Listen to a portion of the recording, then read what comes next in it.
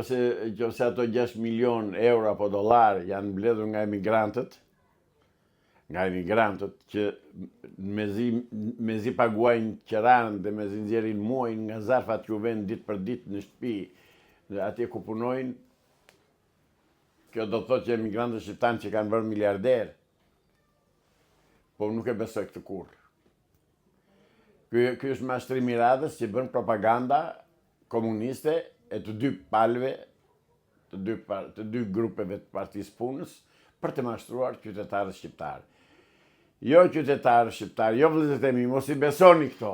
Edhe po u garantoj unë nuk do hiqet non grata, jo 6 milion dollar të mbledh Sali Berisha, e të dërgoj, e të gënjej, e të dërgoj atje se ato janë lekët e Sali Berishës, nuk janë emigrantëve. Edhe mos gënjej, mos fshej pas gishtit.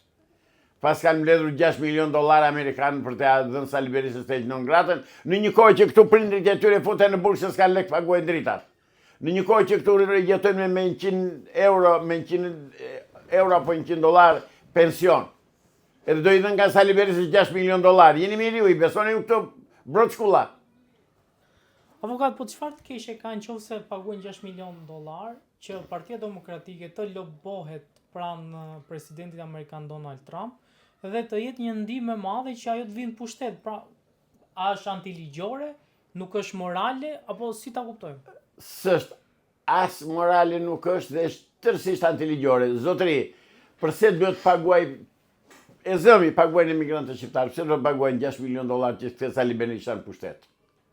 Dhe përse duhet këtë pushtet ky njeri zanë me këtë mënyrë? Po e do populli dhe të avatoj. Pse do të paguaj? Se ndoshta përballë ka një makineri që paguan dhe ajo. Kush? Cila makinë? Makineri që mund tjetë Rama që paguan lobistët e vetë, po themi.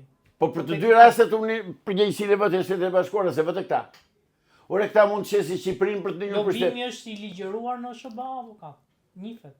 Njifet. Po. Unë nuk e njoh dhe nuk e pranoj. Ata dhe të bëjnë, dash, atëre të marrë lekë shqiptarëve, kjo është një vjedhje e hapur atëre që u bën shqiptarëve.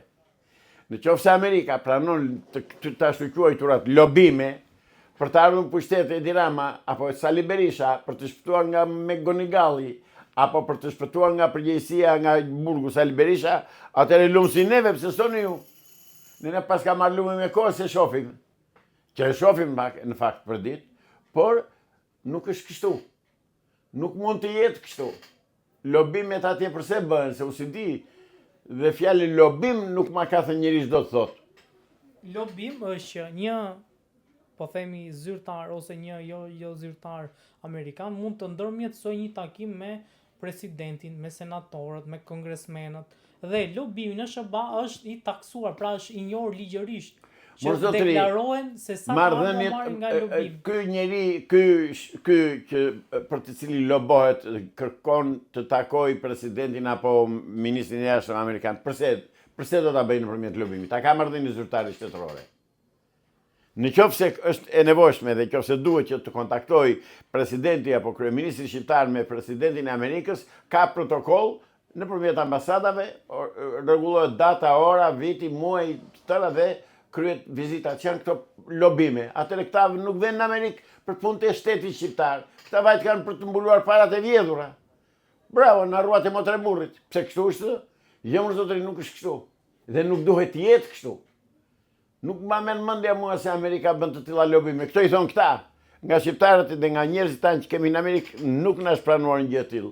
Nuk më ka thënë njeri mua nga miqemi që kam ati që shiko se këtu po bëre lobim, po pagove sa para, vjen e takon presidentin. Edhe pastaj se takon presidentin, do me thënë ti duhet të lobosh, të paguash para, që të vesh se presidentin t'ja shallet e shqiptarëve. Jo, shoku, nuk bëhet kështu. Avokat, po ne kemi që ti mund të shkosh në SBA dhe me një foto, po themi siç ka qenë kur ishte fushata, me Donald Trumpin, ti duhet paguash që të dilje në një foto me Donald Trumpin.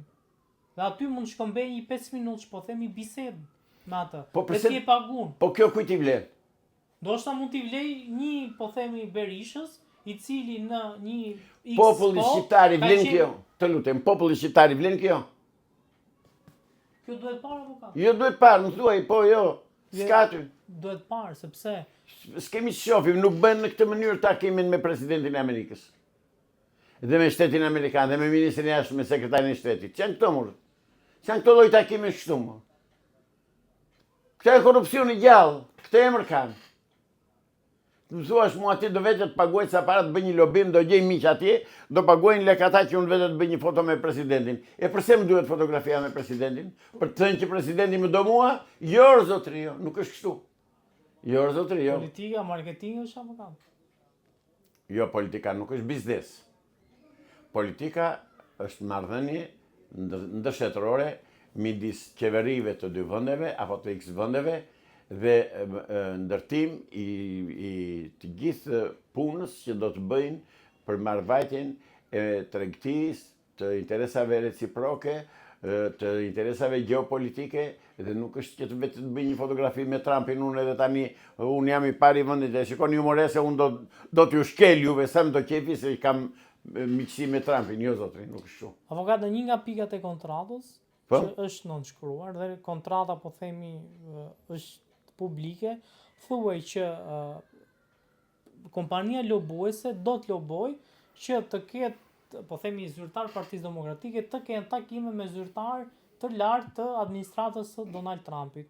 Pjesë e kompanisë është edhe shefi e kabinetit e Donald Trumpit. Këto lloj lobimesh unë i neveris. I hedh poshtë me neveri. Këta e korupcioni pastër fare. Po i vënë emri lobim. Ky është korupcioni pastër fare. Çka bërë më shumë me Gonigalli? S'ka bërë më shumë. Do sa dhe më pak. Ne pra te po e kritikojme Edi Ramën. Se s'na ka vrarë babën. Por, për këto pislëqe që bën me Gonigalli, të njëta gjë po i bëjnë ta me palë tjetër. Pse më kështu, për këtë kështu janë ndërtuar marrëdhënie me Shtetet e Bashkuara të Amerikës, kjo është Amerika? Jo, zotëri, nuk është se kjo është Amerika. Jo, jo. Avokat, po në këtë proces ka dy palë. Pra është pala shqiptare dhe pala amerikane. Por e pala shqiptare vetë lypën, lypës është. Lypësi nga ata të rrugëve është. Unë them palën amerikane që është shtetë serioze, është superfuqi e Po botës. si shpjegoj që e pranon këtë gjë? Nuk e di, nuk e besoj që ta ketë pranuar. Këtë se besoj, e thonë ju. Jo, po është kontrata. E thotë Shqipëri, nuk, cila kontratë, me kë? Është kontrata me kompani lobuese. Është me kompani, zotri, po e kompanisë me shtetin Amerikan. Po pra, por nëse kompania zotohet që në muajt e Zotime ti mbaj për vete, të merr paratë e thot miru pafshim. është një procedurë dhe është një, po themi, precedent që është ndjekur edhe më përpara, që kompanitë kanë dhënë lek lobuese dhe pastaj janë mundsuar dhe takime të ndryshme me zyrtar amerikan. Edhe njëherë, për të mos e përsëris, lobim për të takuar me zyrtar amerikan për të fituar pozita dhe për të fituar autoritet në shteti shqiptar, si që ka bërë Fatmir me Diu bje fjala, me disa raste që thotaj kam bërë fotografi me atë, fotografi me këtë, këto janë të turpshme dhe të dënushme nga unë si qytetar, si avokat, si jurist. Që janë këto lobime që më thua mua ti, kam bërë një marrëveshje me një kompani, që ajo kompani ka mundësi të ndërhyjë tek shteti amerikan që unë të takoj presidentin. Kështu u tako ka presidenti amerikan me këta? Pra do të thotë që ato para që merr kjo kompania, kjo merr 1/10 të tjera ti merr shteti amerikan, merr presidenti apo departament deep state. Ore zotëri, nuk punon kështu Amerika, nuk përzihet Amerika në tilla pislëqe.